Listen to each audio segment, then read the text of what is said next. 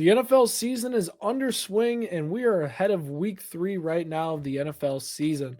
Whether or not it's been hot starts from teams like the Los Angeles Chargers or the Green Bay Packers, there are some teams that are faltering at the start and are not living up to the expectations they had going into the NFL season. Whether or not it's time to panic or not, we're here to break that down on Blitz Sports Media today.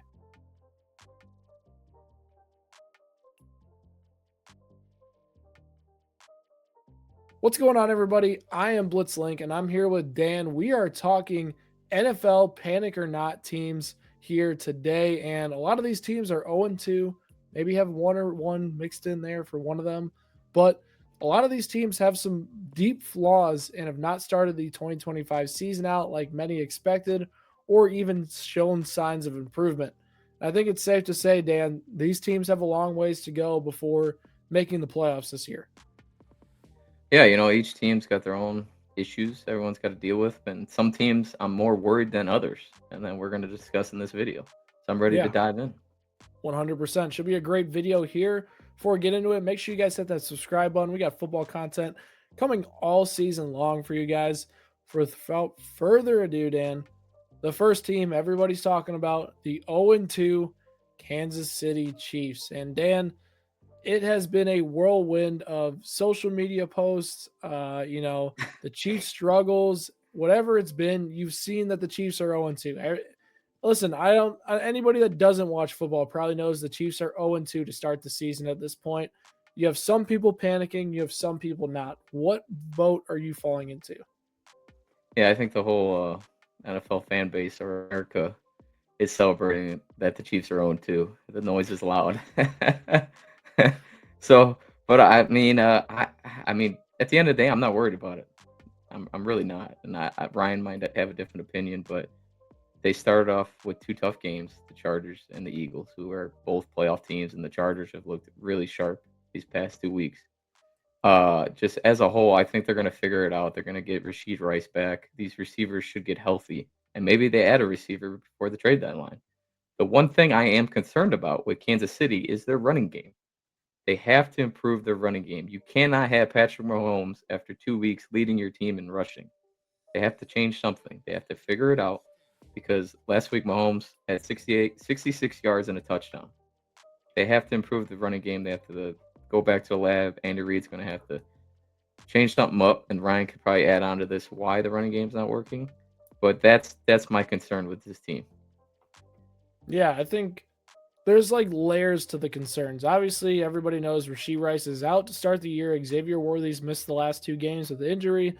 Like those are big issues, and a lot of teams missing their top two receivers are going to struggle on offense. It's just the reality of the situation. And sure, you've seen Yeah. some growing pains with that, but like Patrick Mahomes ranks 25th among all quarterbacks in highly accurate throw rate to start the season. Not ideal. He's not playing his best football right now, and he's missing plays that Patrick Mahomes were not accustomed to seeing. And yes, sure, he has looked like Patrick Mahomes on sun drives where he completely takes over and keeps the Chiefs in games. Like we've seen that to start the season, but there's also plays like the Tyquan Thornton deep shot where he just Yeah. misses, or in the Chargers game where he gets off to a really slow start to open up the game, and the Chiefs are like trying to play catch up the entire game. Like Mahomes has not played his best football to start the season by any means. The offensive line, Creed Humphrey, Trey Smith, the two highest played players at their position, are struggling. They are among average in terms of PFF grades to open up this year. Jawan Taylor's run grade, Dan, you want to know what it is? What is it? 38. 38. That's how bad Jawan Taylor has Is blocked that in the run game so far for the Chiefs this year. They potentially should be making a switch at right tackle shortly, but the ground game, it's non existent. Pacheco, Kareem Hunt, 3 yards of carry doesn't do it. And Andy Reid is so stubborn, he doesn't call a run on second or third down. It is the same type of thing that has gotten them into trouble in the past. And the play calling of this offense has to completely shift. They aren't calling good plays that work right now. They are calling scared plays that, are quick 5 yard hitches, a backside counter out of shotgun that gets 3 yards. They're not running the ball at the middle, and it's not effective right now. They don't have talented running backs. That's just how it's been over the past few seasons. They need to find a way to utilize these guys effectively. by going and following Trey Smith and Creed Humphrey because they still are your two best offensive linemen instead of trying to run wide zone, inside zone plays to the tackles. That's not working for them at all right now. They need to be able to do that. And I think if they're able to reestablish a running game, and once they get these receivers healthy, that's going to make everything easier, right? The best thing a team can do for an offense is take pressure off their quarterback by running the ball well. Patrick Mahomes has not had a good running game, it's felt like, since 2-3 seasons ago where it's been consistent. Yeah. Let's see if they can get back to doing that and taking the pressure off of him because the situation around Patrick Mahomes is starting to affect his play. I think that's a fair assessment to make because we never used to see these inconsistencies between missed throws or you just bad plays from Mahomes this consistently in a game. The talent around him is affecting him, so make it easier on him. Run play action, run the ball at the middle, run RPOs, make it easier for the Chiefs to get going. But I don't think it's time to freak out for them yet. I think that the defense looked better in week 2. They played two really strong teams. They have a ton of games left on their schedule. And all the Chiefs need to do is just get into the playoffs. That's all that matters at the end of the day is get into the playoffs. And once you're in the playoffs, it's a completely different field. And they'll be healthy down that stretch. I think they will be a good offense once Rashee Rice and Xavier Worthy returns. Limit the bleeding until those guys are healthy. I think the Kansas City Chiefs will be okay. Let's talk about the next team, Dan. The Houston Texans here. 0-2 as well. Another playoff team from 2025. What are your thoughts on them to start the year?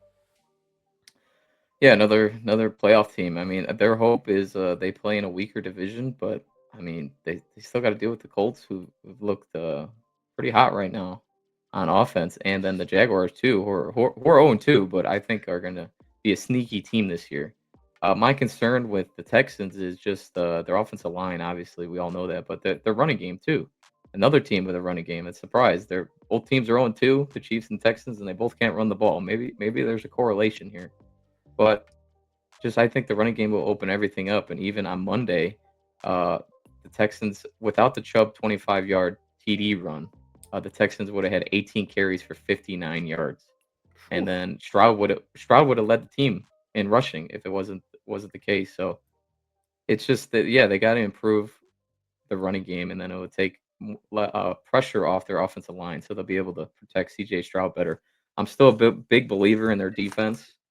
That they play well. They're solid under D'Amico Ryans, and hopefully they'll turn it around. I mean, I got to look at their schedule, but that's another team. I mean, I'm the Chiefs are I guess the least team I'm worried about, and then Texans are probably right behind them on this list. That they can turn it around. I think I'm a little bit more worried than you on the Texans. Their defense is elite, and it's going to keep them in a ton of games. Right now, in DVOA terms, they're negative 12.8% and ranked 25th among offenses in that category. They're not going to get guys back, really, besides potentially Joe Mixon in that ground game. The offensive line is what it is, right? This is the Yeah. unit they put together to block in front of CJ Stroud this year, and this is what they're going to have to deal with. They're not doing a good job of getting their playmakers the ball. Nico Collins hasn't had a great start to the season. CJ Stroud has looked very inconsistent at times. Like this has the flaws of a bad offense. With the Chiefs, right, they have a little bit more, optimism going for them. It's, guys like they're, all pro players underperforming to start the year, and they're adding 2 receivers. With the Texans, it's not like they have reinforcements like that. Yeah, they might have a 29-year-old Joe Mixon coming back from a foot injury at some point this year. That's it. Like they don't have guys sitting in the ranks ready to go for this offense.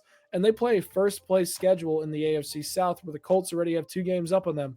Jaguars have 1 game up on them. Once they get into these division games, they're going to have to play, very, very good football if they're going to, overcome this lead that they're facing based on their schedule and compared to some of the other teams. So there's less talent around this offense. The defense is probably better than the Chiefs, but just I don't think they're going to be able to overcome the big concerns of we can't hold our quarterback upright. We can't run the ball. What are we going to do on offense that's going to be consistent? I'm not sure there's much. And, the Bucs defense is not necessarily, I mean, I was praising them in our last video, but they're not one of the best units in the NFL, and they dominated the Texans. The Rams are a solid defense. They dominated the Texans. So the Texans have a long ways to go. I think that there's still hope that they win the division and make the playoffs, but it's very gloomy right now in Houston, and this is the offensive line they put together. they're living in their own bed that they made, Yeah. and this is what it's going to look like. The defense is elite. They have really good players, but they also had some injuries on that unit last game that, we'll see what happens with them. But Houston, I'm out. I'm out. Let's go to our. So What are you gonna sorry, say? hey, so no, I just wanted to add this past game they got to improve on third down. I mean, they were 2 for 9 on third down, 22%. Also 0-1 on fourth down. So Well, they got to see, improve here's the on the thing money though, is down you can't convert third down when it's 3rd and 7, 3rd and 8, 3rd and 9, because you can't with run the that ball offensive or line. you're in Yeah, negative situation because you get sacked. It's hard. exactly right. It's So hard. Houston, we may have a problem. Oh, all We'll, right we'll- now. All right now. Chicago Bears are our next team here. They're at 0-2, and the Lions just put a beating on them. Brian Branch even said this was a little bit personal with Ben Johnson being on the other sideline. Dan, what are your thoughts on the 0-2 Bears? Is it time to push the panic button?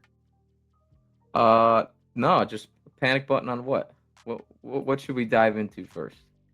The team as a whole, the I quarterback. think I think in the I mean, there's a lot of layers to dive into the Bears. I think let's start with the Yeah, 2025 season and then let's elevate into the yeah. long-term questions. Okay, yeah. I mean, let's think. It's just a new coaching. It's a new regime there in Chicago, and it's only 2 weeks. So give it time. That's what I'm gonna tell Bears fans. Let's give it time here. Caleb Williams, I know people are freaking out. They're just looking at his box score. If you watch the game, I mean, there's still plays that pop. He's got to learn the offense. Uh, Ben Johnson's gonna have to get his pieces in. He's a first time head coach too. He's learning right on the job here in Chicago, and I'm not worried about it. I mean, Caleb Williams has had, let's see, one, two. It's his third offensive coordinator, and he's been in the league since last year. Third offensive coordinator, so he's learning another language here. So I'm not worried about Caleb. Just let the team grow. Watch your team grow, and eventually they're gonna come together. The Lions are a good team. I mean, we Yeah. all expected the Lions. We all expected the Lions were bad after the Packers dominated them, but the Packers are what arguably top 3 in the NFL. So the Lions could be solid. They still have a solid roster. My only concern with them was they lost all their coaches. They lost their offensive defensive coordinator and their staff. So the Lions still have plenty of depth, and the Bears just couldn't run with their talent on Sunday. It's okay. The Bears will grow from this, and hopefully improve. And I think they'll be all right. What say you? Well, right now they are the worst team in the NFL for DVOA. They are Yeah, minus 50% in that category. Absolutely abysmal, right? yeah, Partly, I mean, they allowed 52 points to the Lions last week. That's not going to help. And, it's been struggles on both sides of the ball. I'm very concerned about this defense, though. They're the 5th highest paid defense in the NFL, and they can't get teams off the field. Dennis Allen's a veteran defensive coordinator. There's pieces in there I like, but Jalen Johnson has some injuries that could be yeah. That continuing into future weeks. Their secondary's beat up. Like, it's not a good look. Like, this defense is the unit that should be, helping this team get off the field, stuff like that, gaining momentum. But seems like their defense is just not there at all right now. Offensively, Caleb Williams is just the most inconsistent quarterback I've watched. 2 games, they've opened up the game with touchdowns, right? Ben Johnson, what that tells me is he has good game scripts. Outside of that, I watched the game and I watched Caleb Williams make decisions like he's trying to do too much, and he's just not a I don't want to say the right word for it's probably overwhelmed. He just gets overwhelmed in his head if his first target is not there and he tries to make a play happen and he overthrows a guy or he throws an interception and he makes a bad read. He looks fast, he looks the part, but he just does not play well within the system, and he never has played well within the system. And I think if he's going to work long term under Ben Johnson, you have to find a way to play within the system. Sure, DeAndre Swift is not a good running back, and they have no running game, consistently whatsoever. But, you know, I think that Caleb Williams needs to do a better job of playing within the system, or he's going to continue to have these games where it's up, down, and then it just keeps going down, down, down with the inconsistencies. He is such a streaky quarterback right now in this young career. Now, you can't give up on him just yet. no, It's not at so all. early. It's so early in the tenure, but defensively, absolutely hit the panic button on them. The Bears are going to be nowhere near contention this year, and they'd be lucky to win 7 games with how they've looked on both sides of the ball to start the year. And to Hang be on. honest, Oh, sorry. what are you Go going to ahead. say? No, I was just gonna say I thought the Bears defense looked solid for 3 quarters on Monday night. They just And fell then they apart in the played the fourth worst quarter. 5 quarters of football we've seen in the 2025 season. Yeah. I mean, they had a pick six. They were rolling, and then they fell apart in the fourth quarter. And then obviously against the Lions were pissed off, and they put up 52 on them.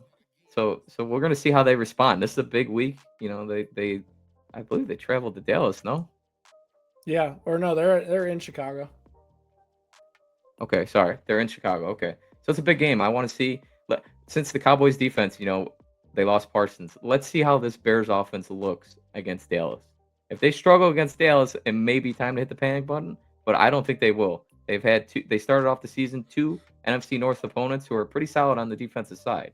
So we're going to see what Dallas is against a Dallas team that let the Giants score 34 on them. 37.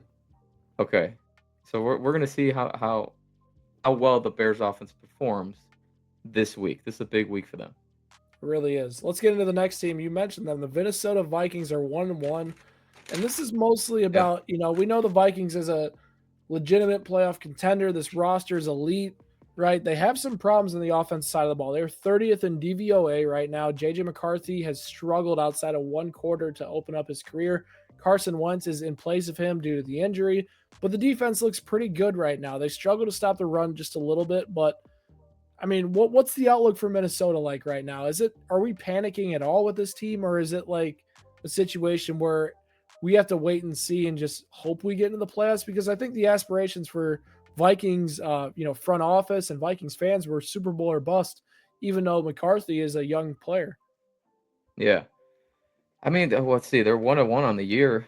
They got Cincinnati this week. It's just tough. It's 2 years in a row you've lost JJ, and then I think that's just it's a I guess I don't know, heartbreaker for Vikings fans. You let Sam Darnold walk, who was awesome last year for JJ. You hand him the keys of the car, and he's hurt again. So that's sad to see for them up in Minnesota. I just think their O line needs improvements. They're getting JJ. JJ's running for his life back there, and they're solid on paper, like we discussed earlier. But they gave up 6 sacks last week, 5 tackles for loss. They got to improve. They got to improve that side of the ball. Their offensive line. That's what I'm concerned about. I am still a big believer in that defense. Brian Flores. They have a lot of talent on that side of the ball. So the defense is going to have to carry them these couple weeks that JJ's out. And they got Cincinnati. Well, they got 3 home games in a row: Cincinnati, Pittsburgh, Cleveland. So it plays well for them. That's a good stretch of home games. Rely on that fan base, and it's gonna be solid. That's Where's a your team great there? 3 week stretch there to get on track, honestly. And who knows how long Carson Wentz is going to be in there as a starter, but that's a guy that can slot in and give you production. Like we've seen Danny Dimes, Sam Darnold, reinvent their careers here in Minnesota. JJ McCarthy needs time, and I think he needs easier stuff for him to go out there and not look as overwhelmed. Because I mean, for 3 quarters to the Bears, he looked overwhelmed. 4 quarters against Yeah. the Falcons, he looked overwhelmed. 1 quarter against the Bears, he looked like he was comfortable and working well within the system. And it was because that offensive running game got going. The offensive line needs to be better. They have the talent to be much better. Let's see if they actually live up to it. I think getting Christian Darrisaw back and healthy is going to help them, but the other guys got to match their, contracts and production. Donovan Jackson, the guy they got from Ohio State, has been their best lineman. He's a rookie so far. So if they can figure out the problems in the offensive line, I think the Vikings will be fine. I am not panicking on them. And then the final team, Yeah. Oh, sorry. maybe Hey, I gotta correct. what's the Sorry, final sorry, score? Ryan. Sorry, I keep stepping on you. I apologize for that, but I was wrong earlier. It's 2 home games for Minnesota, but they're international games. They got to play in Ireland. Uh, Sorry, man, where's my? They got to play in Ireland September 28th, and then they got to travel to London October 5th. So back-to-back Whew. international games. That's tough. That's tough. I mean, on the schedule it says home games, but then they're a little early, and I totally forgot that they play back-to-back international games. So we're gonna see how That that is, team responds. yeah, that is going to Yeah, be interesting. All yeah. right, the final Sorry, go team ahead. here, maybe the easiest panic. I'll take this off to you, Dan. The Carolina Yeah. Panthers. I mean, it's Bryce Young. It's over, man. It's over. It's over. Yeah, it's yeah. This is probably the team that's, yeah, they're not gonna make the playoffs. They gotta they got a weak division, but they're competing with the Saints to be the worst team in football. The Carolina Panthers. They looked rough against the Cardinals. So the Cardinals were flying on defense on Sunday. I believe it was the first or second play of the game. Bryce Young was strip sacked. Then the next drive, he threw an interception. Uh, yeah, just nothing's going right for this team. They made a lot of investments along their offensive line, and last year they ran the ball really well. So I'm really surprised that they're not able to. And they took another huge hit this week against the Cardinals. They lost their right guard, Robert Hunt, who they're paying a lot of money to, and their starting center, Austin Herbert. So it's not getting any better for that team in Carolina. And I guess the only silver lining I want to say is their first round pick, Tedoroa McMillan, the wide receiver from Arizona. He's looked awesome. Yeah. They definitely have a stud there, and so they got something to build on. They got a wide receiver to build on. So let's see where this team goes. But yeah, it's going to be an uphill battle for that team. Yeah, and I think it's more clear to me that I know the Panthers weren't expected to compete this year, right? Mhm. But it was a Bryce Young season. Is he the guy? Dave Canales says he's the guy. I think it's clear that Bryce Young's not the guy. I mean, they did everything they could. They invested in that elite wide receiver. The offensive line was not bad last season either.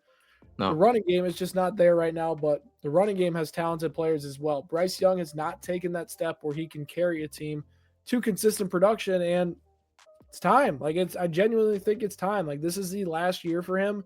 I'm panicked already because he didn't start the season well. Let's say he has a good 6-game stretch at the end of the year this year. Again, what are they going to do? Sign him up for 2026?